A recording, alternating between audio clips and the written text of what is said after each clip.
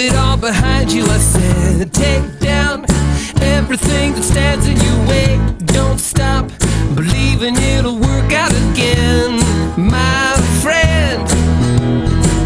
Stand out and be a part of everything good. Wake up, you're gonna be all that you should. Try out all the things you always wanted to be. You'll see, 'cause I know what I know, that you've got it in you, and I see that you are a winner.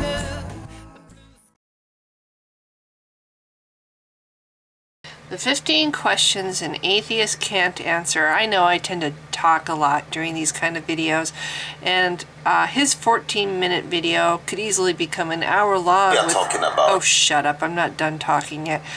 His 14-minute 56-second video could easily become an hour long, because I would continue to jabber and jabber and jabber and jabber, and I suppose he's going to jabber between each one of his 15 questions, so that'll be interesting. But let's hear his first question. What is the questions that an atheist cannot answer? Oh, I see. So all atheists in the entire world cannot answer his 15 questions. He must be very smart to come up with questions that no atheist in the entire world can answer. Wow. And of course, these are very, very legitimate questions. Okay. So you have atheists. Go for it. People who call themselves human. Okay. Just tell the question. Against the said. Yeah, and the question is, okay. I'll be listing the questions. Okay, list it. First question. Is, what is the purpose of your existence? Okay, I suppose he's going to go on for, I don't know, 2 or 3 minutes rephrasing his question multiple times rather than just letting me answer. So I'm going to fast forward. What is the purpose for my existence? Well, biologically, I'm pretty sure humans were meant to create, to procreate, to continue on the species. In a pride of lions, the instinct is very strong. For the male lions, they don't get to live for very long. So as soon as they take over a pride, what they do is they kill off the former patriarchal lions' cubs to get the females to go into heat faster, so the new lord of the pride can impregnate those females and get his genetic code out there, his whatever, before he gets killed off. So he carries on himself through his young. So I'm thinking biologically that is the whole reason that we exist. Basically, if you want to look at it and I'm not sure why you think that atheists can't answer this question. This is incredibly easy. It's multi-layered though, because I really highly doubt that a lion considers that to be his only reason for existence. I'm sure a lion enjoys laying out in the sun and basking in the warmth of the sun's rays and rolling in the grass to satisfy a scratchy, itchy place on his back, or making love to his lionesses, or playing with his children, with his cubs, or possibly taking part in hunts, possibly he even enjoys the hunts. Possibly we're referring to a male lion. The females all hunt, and that's what another thing they do. Their purpose is to feed their young, to nurture their young, to protect their young, to basically defend the pride, to defend their territory. It's very much in the best interest of the pride to defend their territory. So let me see if I can come up with reasons and meanings for a lion and his life, and for him to have reasons for enjoying his life. I'm sure I could come up with a plethora of reasons for my existence. I never had children, and yet I find meaning to my life and reason to exist every single day. And it would indeed take an hour for me to continue to answer this question that I've already answered. What is the meaning to my existence? There it is. The biological basic whatever is to procreate, but I think most living creatures, except maybe the most primitive one-celled animals, see a lot more to life than just that. I mean, that's part of it, but a good night's sleep is wonderful. A hot bath is wonderful. Going into the ocean, feeding the birds, riding a horse, riding a motorcycle, driving a fast car, climbing a mountain, hiking, fishing, camping, smelling the air after it rains. there is an infinite amount of reasons that make life worth living or meaningful or give us a purpose. Okay, so I'm bored with answering this question. And that's the question people have asked. Okay, so let's go to 2. Okay, fast forward. Yes, From a okay. religious point, He wants to the talk. answer is He wants to talk. Oh, whatever. Just basic one. He said, does he actually like write on the bottom? Oh, good. Oh, good. Oh, this is awesome. I don't have to listen to this guy jabber. He's actually listed his questions down below, so that's awesome. So, question number 2. If we can get away with it, why should we not kill fellow men? Well, because it's not nice. Why would you want to? What purpose? Okay, if you do you eat people? Most people don't eat people. And that's the only reason I could think of that you would have any desire or reason to kill somebody else is because you're hungry. But there's really no reason to do that because we have grocery stores, and if you're living out in the woods, there's animals, there's things you can pick to eat. Why would you need to eat another person? So why would you want to kill somebody? Unless, of course, you're just an evil, bad person. And then you should go to jail and possibly get the death penalty for being an evil, bad person. But most nice people, why would any nice person, decent person, want to hurt somebody else? Why would you want to be treated badly? I mean, if I guess it's back to the whole do unto others thing, which, by the way, didn't come from Christianity. It's been around for a lot longer than Christianity and found in even the most primitive societies, even in animal species. The whole do unto others thing is kind of there. You see it in other animal species. That's why you don't see horses out in the pasture murdering each other or kicking each other until their bones break. They treat each other with respect. They share the field. They graze together. They raise their foals together.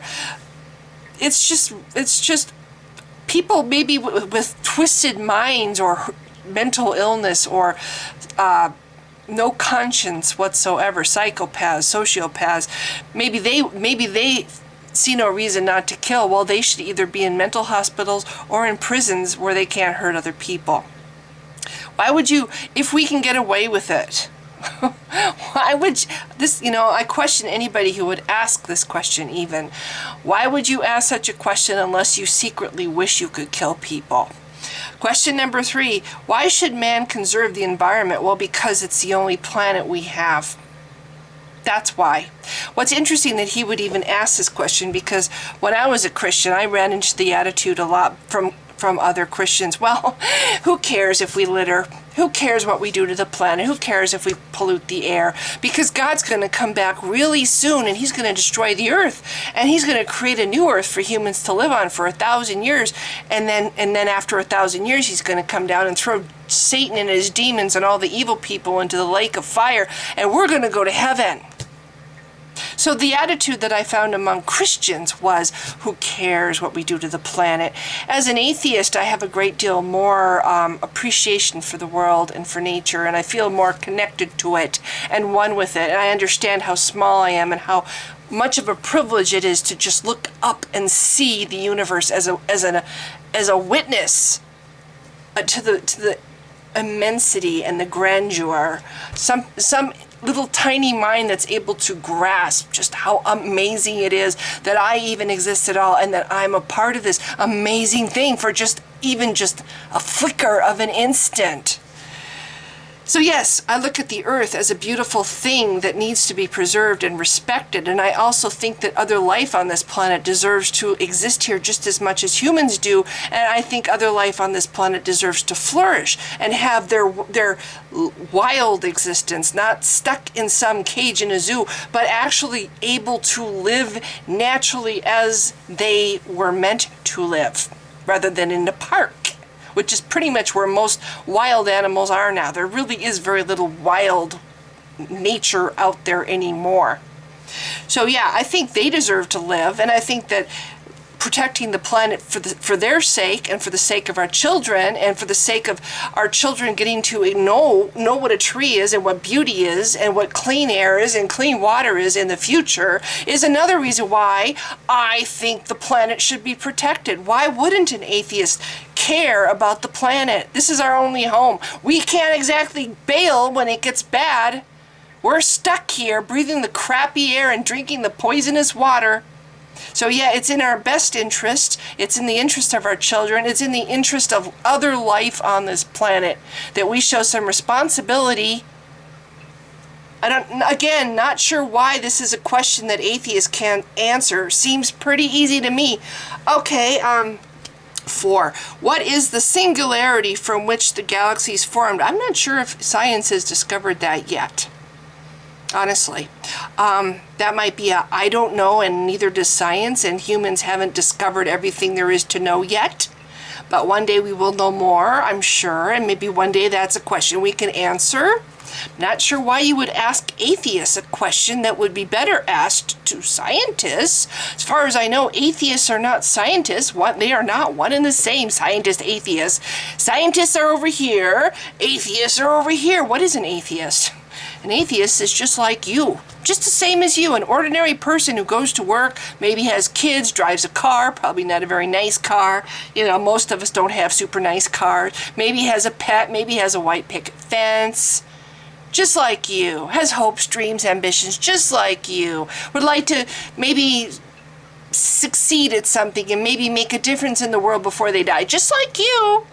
The only difference between you and an atheist is they disbelieve rather, in one more God than you do. You, the Christian, who's making this video. Sorry, I can't talk now. It's late. You are also an atheist. There are thousands of gods that you don't believe in, right? Atheists are people who don't believe in gods. They don't believe gods exist. You don't believe in gods.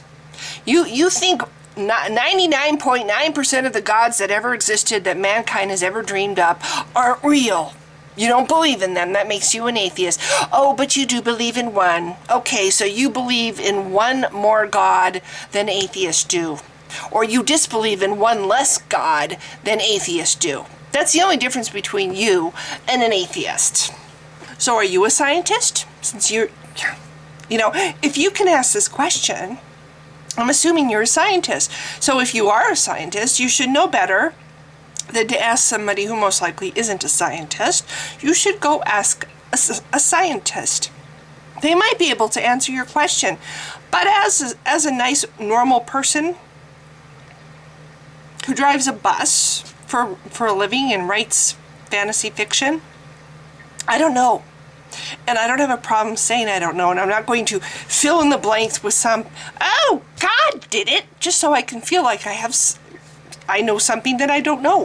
And honestly, you probably don't know either. You probably don't. Again, there are things that science hasn't figured out yet, but that doesn't mean God exists just because we don't know something yet.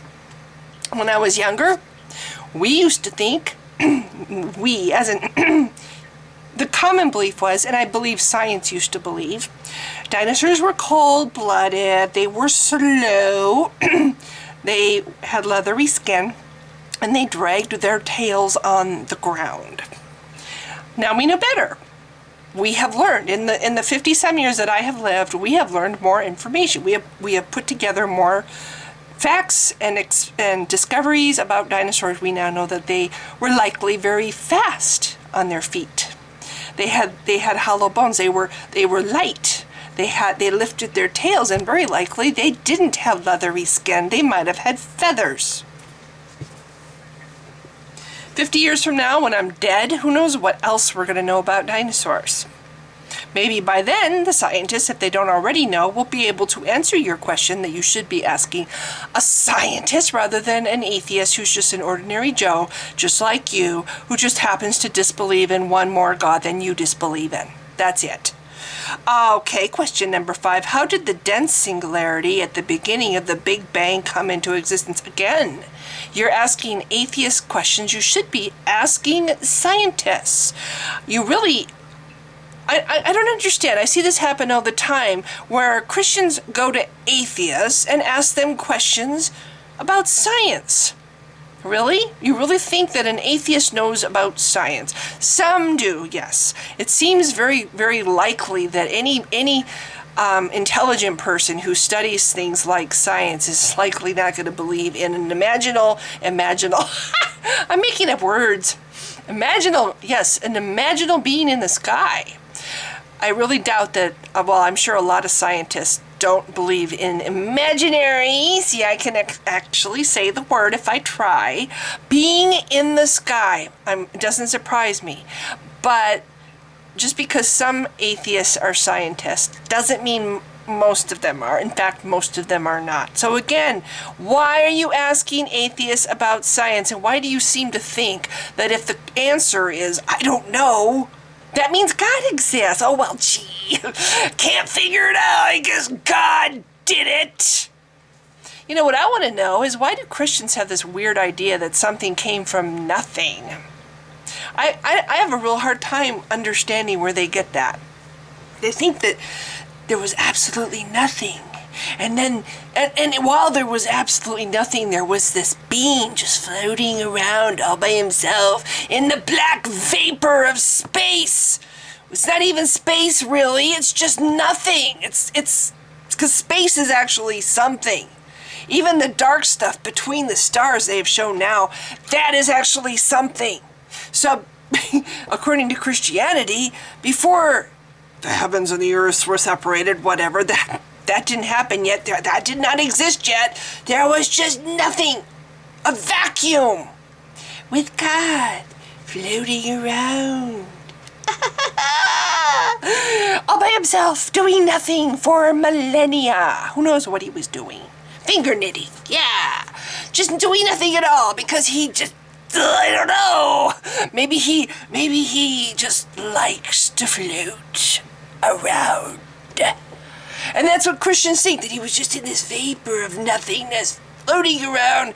Nobody made him. He never actually had a beginning. He just always was floating around, floating around. And then one day, we have rat noises over there.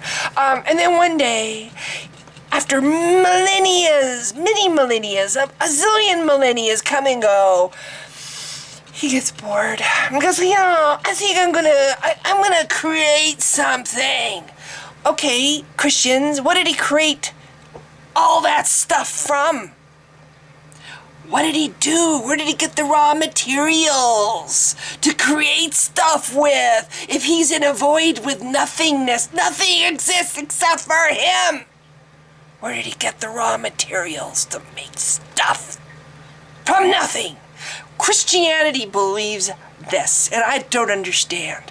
And they try to poke fingers at science and atheists too, because they seem to think atheists and scientists are the same thing. They tell us, you believe something came from nothing. No, we don't. I don't believe that science really does either. They're not quite sure if there ever was a start, or if maybe this is my theory, actually. This is not science. I don't know what science says to these questions because I'm not a scientist. But I think the universe is like the ocean. Or the universe says is like the ocean. The wave goes out, everything expands, and then it comes back. And it's just the rhythm, and it's a very slow rhythm, and it happens over and over and over and over. And no, there's no evidence for my theory. It's just what I think, because that nature tends to repeat itself. I have little rats over there. If you look at their feet look a lot like human hands. If you look at a raccoon's feet, their feet looks a lot like human hands. Lots of animals in the animal kingdom have hands like this. Nature tends to repeat itself. So anyway, again, question number 5, ask a scientist. I'm not a scientist. You're stupid to ask an atheist questions about science like this has any bearing on anything. An atheist, again, is somebody who doesn't believe gods exist. So why are you questioning them about science? Okay, question number, This is what I just said. 6. Can something come into existence out of nothing? I don't think so. I really don't. I think that in the beginning there was a lot of stuff. Gravity and chemicals and forces and fire and whatever. I think that maybe the residue from the old wave that expanded, that came back, is what created the new wave. But that's just me and my theory. I don't know, because I don't know. But I don't believe that science really thinks that anything comes from nothing. So why are you asking atheists this question like we believe this? First of all, I'm sure every atheist has a different theory in their head of how things started. And the atheists who happen to be scientists might have more scientific theories in their heads about how everything started. But again, I don't think that we humans know everything yet. And again, I don't really think that because humans don't know everything, that means your God is real. Christianity makes the claim that something came from nothing. So why do you ask atheists? Why do you turn the tables and act like atheists make this claim when Christianity is what teaches this? I used to be a Christian. I was a Christian for over 35 years. This is what Christianity teaches. In the beginning, there was nothing. There was just God. That's it. God. It doesn't say in the Bible that God was surrounded by a lot of debris, rocks and comets and broken up planets and burned up stars and black hole residue, wormhole, whatever bullshit. It doesn't say that. Just it was just God, and that was it. Nothing else existed. So where did God get the raw materials, Christians? Why do you think that something can come from nothing, Christians? Okay, so we're skipping that since that's a stupid question that atheists don't believe anyway, so why are you asking atheists? And again, it is kind of a question you should ask a scientist, not an atheist, because most atheists are not scientists. Most atheists are just normal, ordinary people. In fact, what makes an atheist? The fact that they have not seen anything to convince them that gods exist. I think that's your fault, person who put this video together, really. I think it's the fault of all the Christians out there who don't bother to find anything to back up their claims. You can't convince people that gods exist, and yet you blame the person who isn't convinced because you can't do your fucking job. It's your job to convince. You don't convince. What do? You yell at your audience because you failed? That's more or less what you do when you attack atheists for not buying into your story. They're not buying into what you're selling. You're not a very good salesperson. So why do you blame the atheists for not buying into your bullshit? You're not convincing. If you want to be convincing, go out and get evidence to back up your claims. No Christian has bothered to do this ever. Wonder why. Oh, I'm sorry, we have to rely on you just need to have faith. If you get the Holy Spirit in your heart, you'll just believe it. Sorry, it doesn't fly with atheists. Atheists are usually people who need to see facts and evidence before they are convinced that something is true. Here's another question. Can you scientifically discuss? You're asking an atheist if they can scientifically discuss. No, that would be my answer to that question. No, I cannot scientifically discuss anything. Why are you even asking me scientific questions at all?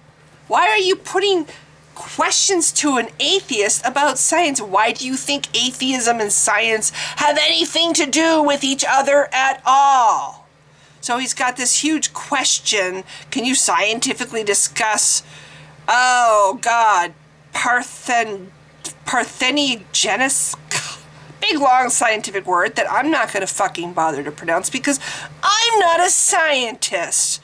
Why, while denying virgin births. Well, I don't know what this big, long scientific word, and I'm not a scientist, so no, I can't scientifically discuss this big, long word.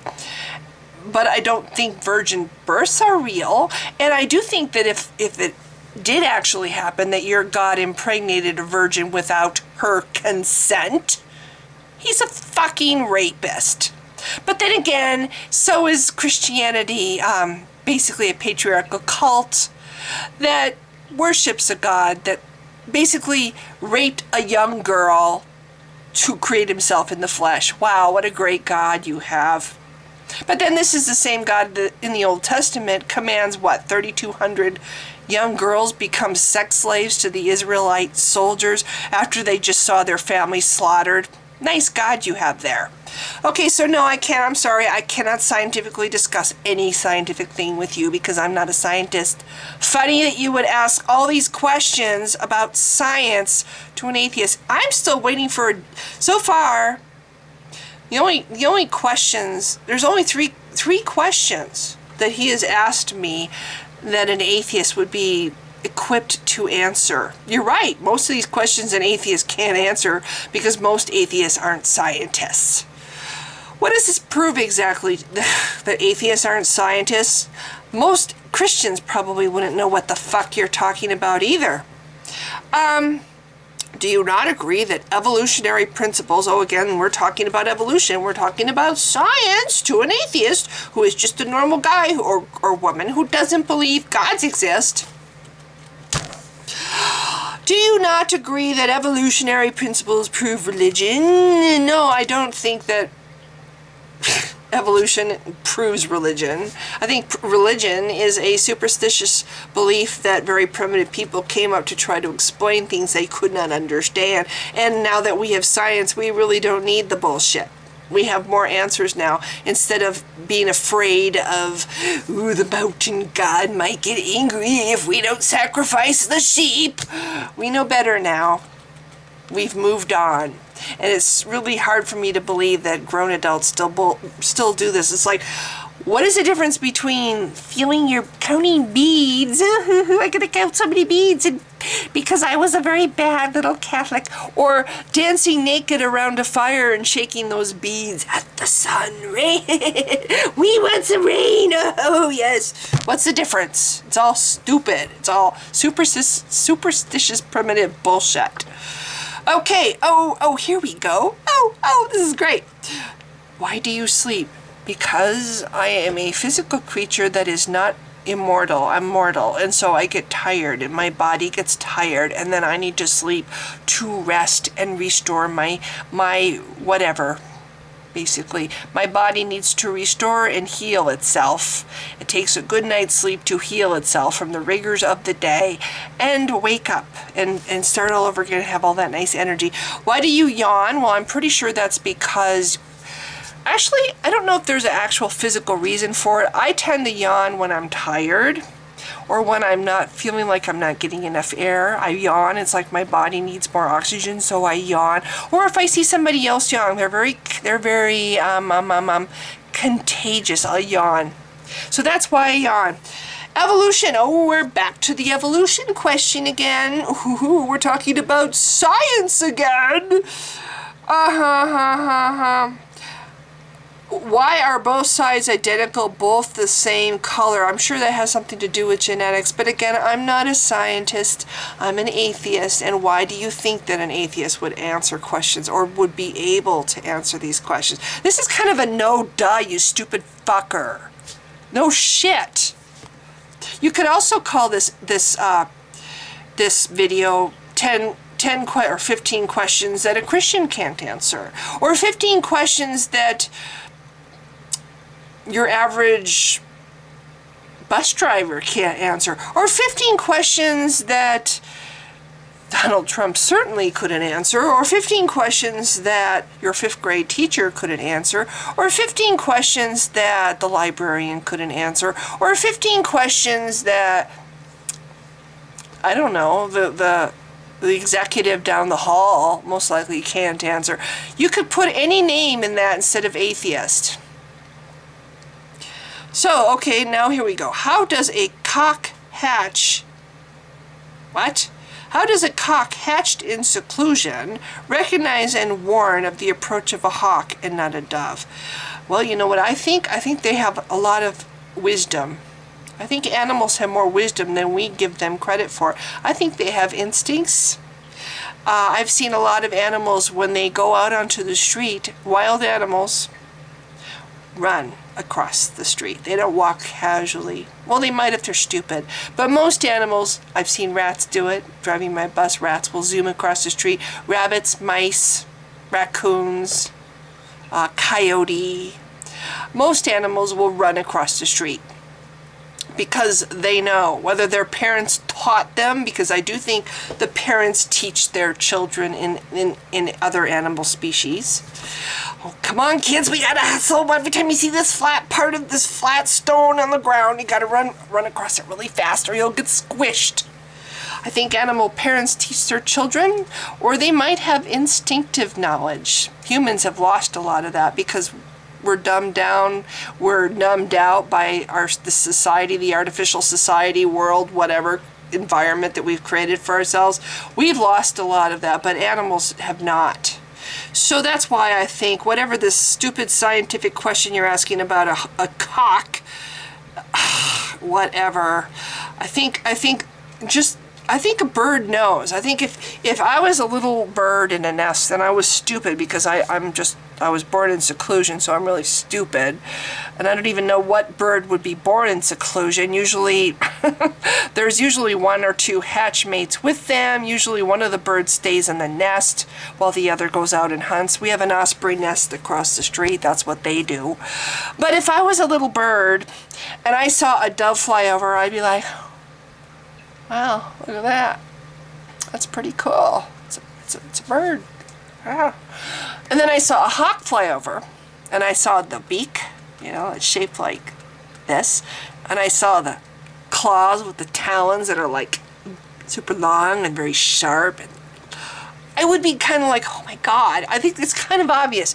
You know, if you saw a guy walk by you in monk's clothing, and then you saw another guy walk by you with a semi-automatic rifle on their back and maybe some big long fucking knives hanging from their belt, you know, and other weapons. Maybe they have a grenade on this side of their belt, you know, or a hatchet or whatever.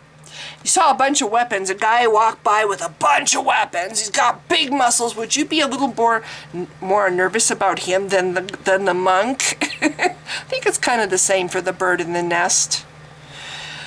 Okay, since there's absolutely no fact and no time-bound guarantee in science. Oh, we're talking about science again. I'm so surprised. Wow, imagine that. Okay, so since there's absolutely no fact and no time-bound guarantee in science, can a position devoid of fact suppress any other position? I think this guy just likes to, first of all, he knows lots of big words. I think he has some pseudo-scientific knowledge, and I think he likes to show off. Honestly, person who put this video together, if you can learn to speak in normal layman's words and ask questions that have nothing to do with science to an atheist, I'd really like to see you put together some questions that have absolutely nothing to do with science. Why do you sleep? Why do you yawn? Those are the stupidest questions on the planet. Anybody, a 5-year-old, can answer those. And this question, I don't understand what you're fucking talking about, so I'm not even going to try. I'm not a scientist. Okay, let's see. 15. Can you defend, explain, and justify the placebo effect as relates to a position to abandon religion? Well, the placebo effect is because your brain is very, the power of your brain is pretty amazing, and the power of suggestion that the power suggestion has on your brain is pretty amazing. I'm not sure if I've ever experienced the placebo effect, but I understand that your brain can do a lot. There's a huge connection between your brain and your body, and just for your brain to tell your body all the time that it's sick can actually make you sick. Your brain telling your body all the time that you're strong and healthy can help you feel and be even strong and healthy. I really do believe that. I believe that your brain can influence your body and your state of mind and your health. And I think if your brain is that powerful, if someone comes up to you and says this pill will help you not have headaches anymore, your brain will think, oh, I'm not going to have a headache anymore. And that might actually keep you from having a headache, even though the pill is just sugar. But again, this is very much a scientific question that you should ask a scientist. So really, of his questions, I think there were like 5 that weren't science questions or something to do with science. And I really would have to ask this person, why are you asking an atheist questions that you should ask scientists? And that's my video. This is probably really long, 22 minutes. I tried to talk fast. It's longer than I thought, but I was going to try to answer his questions. Unfortunately, none of his questions were really worth shit, and we're stupid. I'm sorry. It's stupid to ask atheist questions about science. Like I said, you could take these. He could make this the title of his video, the 15 questions a hairdresser can't answer. The 15 questions a bartender can't answer. The 15 questions a zookeeper can't answer. Doesn't have anything to do with atheism. Anyway, you've been watching. Thanks. Bye.